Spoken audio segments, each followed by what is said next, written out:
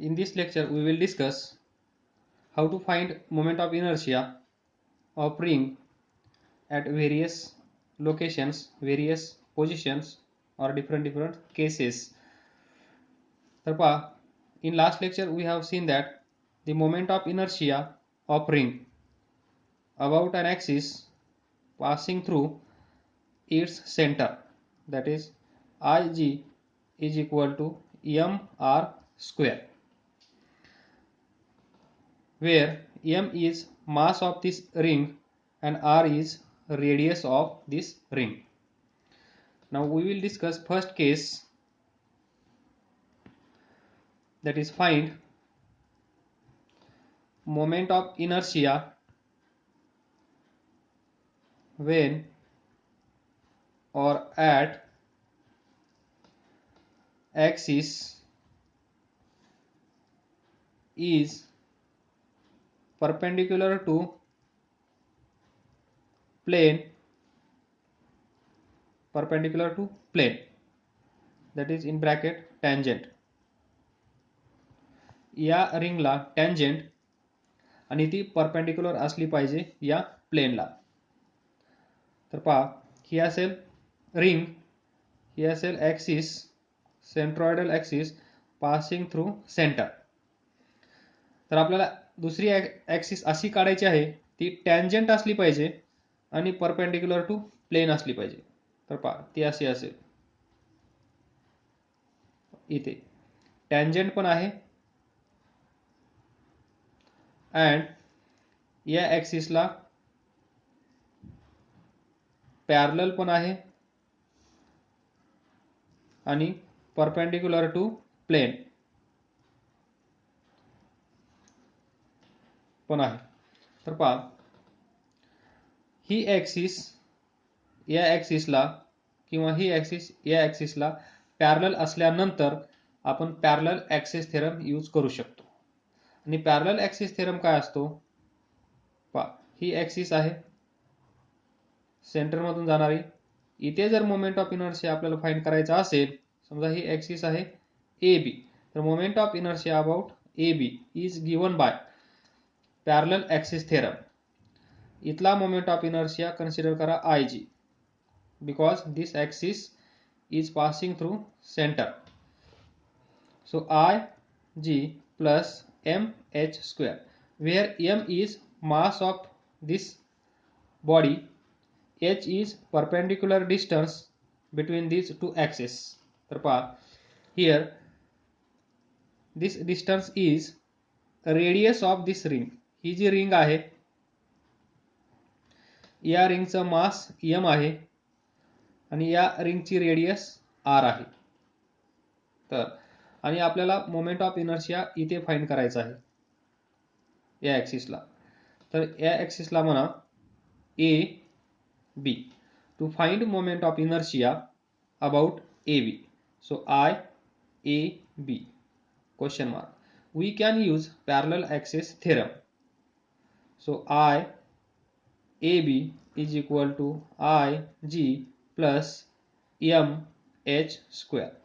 Now, what is Ig? The moment of inertia of ring about an axis which is passing through this center, that is here Ig is equal to mr square. We know in last lecture we have seen this. So mr square plus m h square.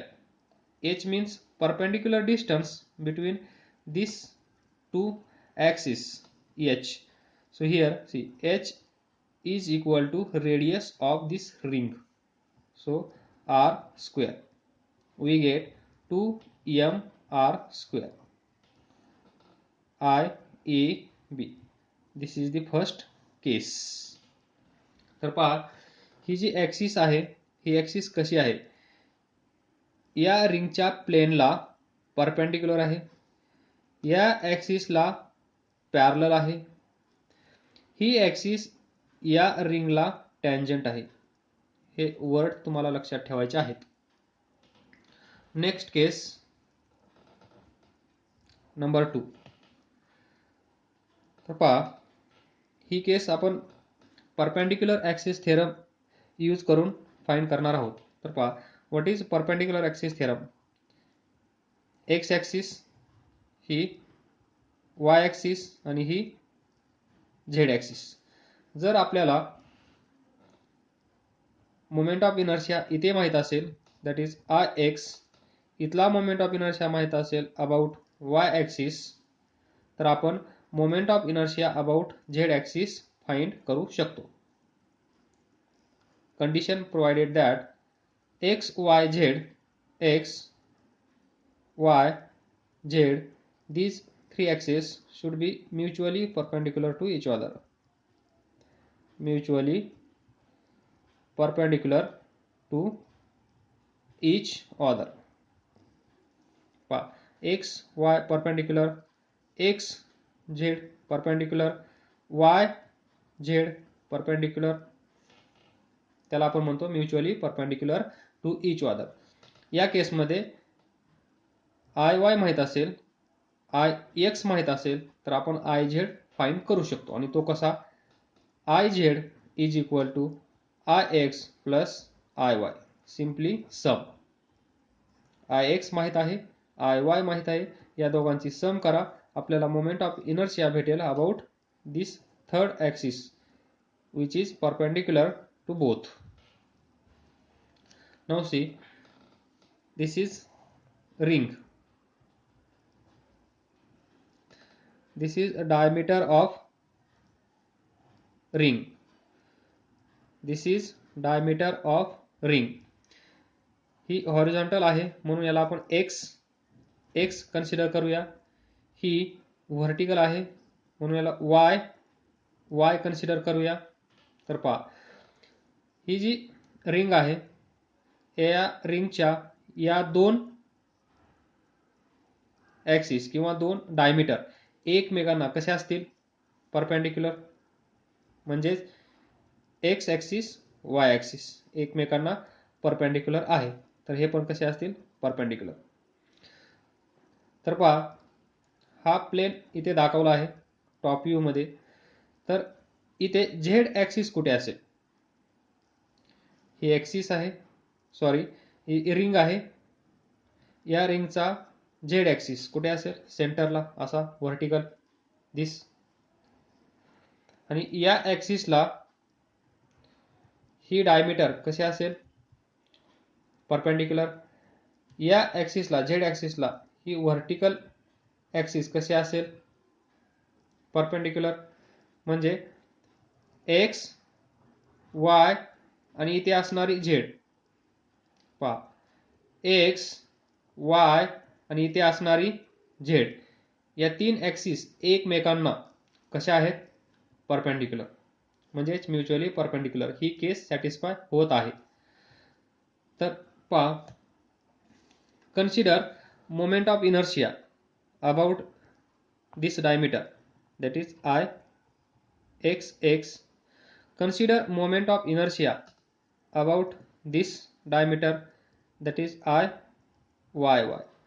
आणि इथे जी अशी असेल Z axis, तो moment of inertia Z.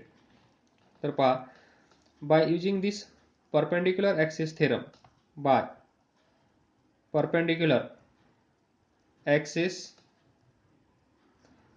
theorem we can write I z is equal to I x plus I y. I x plus I y is equal to I z. तेच लिहिलं आहे, x axis y axis Z axis. तर पहा समजा ही Z axis, ही Z axis या प्लेनला कशी असेल, परपेंडिक्युलर, अशी व्हर्टिकल. इमॅजिन करण्याचा प्रयत्न करा. Now see here one more logic. He ring आहे, या रिंगची ही डायमीटर, त्यावेळेस पहा दोन इक्वल पार्ट्स तयार होत आहेत. त्यानंतर ही रिंग आहे, ही व्हर्टिकल डायमीटर पहा, त्यावेळेस हे दोन पार्ट तयार होत आहेत. म्हणजेच moment of inertia about this x axis and moment of inertia about this Y axis कसा असेल? सेम, फक्त पोझिशन चेंज होत आहेत. रिंग, ही जी रिंग आहे या रिंगची ही काय आहे? डायमीटर. ही जी रिंग आहे या रिंगची ही काय आहे? डायमीटर. ही जी रिंग आहे ही कोण आहे? डायमीटर. ही रिंग आहे ही कोण आहे? डायमीटर. म्हणजे moment of inertia about diameter. काय म्हणू शकतो आपण? Moment of inertia about diameter. मग हे सर्कल असेल, कुठेही डायमीटर काढा, ती कशी असेल? सेम. तर moment of inertia about X म्हणजेच I diameter plus I Y, ही पण काय आहे? डायमीटर. तर पहा I diameter plus I diameter, याला लिहू मी असं I diameter twice I Z Z. Now see here, I Z Z म्हणजे काय? आय झेड झेड म्हणजे काय? This is ring and this one is z axis. ही z ॲक्सिस या रिंगला कशी आहे? परपेंडिक्युलर. या रिंगच्या सेंटर मधून पास होत आहे. म्हणजेच ही केस कोणती आहे? ही रिंग ही सेंटर मधून जाणारी ॲक्सिस आणि ही या प्लेनला कशी आहे? परपेंडिक्युलर. तर आपण या ॲक्सिसला मोमेंट ऑफ इनर्शिया फाइंड केला आहे. तो किती आहे? I G is equal to M R square. म्हणजेच इथे I Z Z is equal to M R square. तर put this value here. M R square is equal to 2 I diameter. तर पहा इथून आय डायमीटरची व्हॅल्यू आपल्याला भेटेल M R square divided by 2. म्हणजेच this is moment of inertia of ring about its diameter. म्हणजे आता तुम्हाला असा क्वेश्चन विचारला, find moment of inertia of ring about its diameter having mass m, काहीतरी व्हॅल्यू असेल, आणि रेडियस काहीतरी. तर तुम्ही काय कराल? I diameter is equal to M R square by 2 हा फॉर्म्युला यूज करून मोमेंट ऑफ इनर्शिया फाइंड करणार. ही रिंग, हा डायमीटर. तर moment of inertia about this axis, this diameter is mr square by 2. Now third case, find moment of inertia about tangent. Ring ही असेल tangent, ही पण एक tangent असू शकते, ही आपण फाइंड केली आहे. Find moment of inertia about tangent which is parallel to diameter. पहा कशी असेल. ही ring, axis passing through center, this is a diameter of ring, and this tangent, see this tangent is parallel to this diameter. पहा separate draw करतो. diameter of this ring and this axis आहे की नाही parallel? ही diameter, या diameter मधून जाणारी ही axis, ही tangent जी या डायमीटरला किंवा या ॲक्सिसला जी डायमीटर मधून पास होते, सेंटर मधून जाते, त्याला ही लाईन कशी आहे? पॅरलल. म्हणजे आपल्याला मोमेंट ऑफ इनर्शिया कुठे फाइंड करायचा आहे? About this line. तर पहा ही काय आहे? डायमीटर. मग moment of inertia about this diameter माहित आहे की नाही? I diameter is equal to mr²/2. Moment of inertia about diameter is equal to mr²/2. ही ॲक्सिस आणि ही ॲक्सिस एकमेकांना पॅरलल आहेत, तर आपण काय करू शकतो? बाय पॅरलल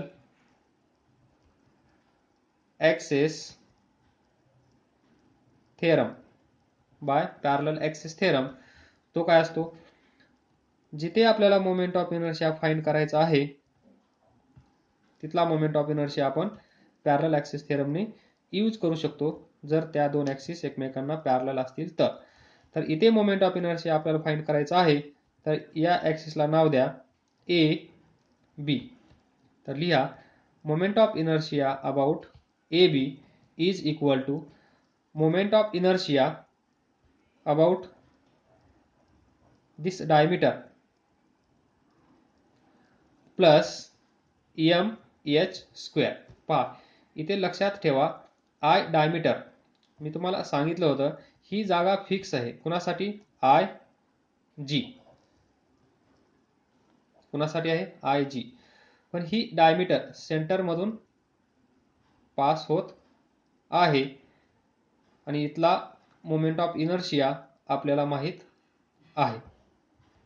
तो किती आहे? mr²/2 plus mh². m h म्हणजे काय? Perpendicular distance between these two axis. आणि हे किती असेल इथे? Radius of ring. So mr². तर LCM 2 किती येईल? mr² plus 2mr². हे 2 आहे. तर पहा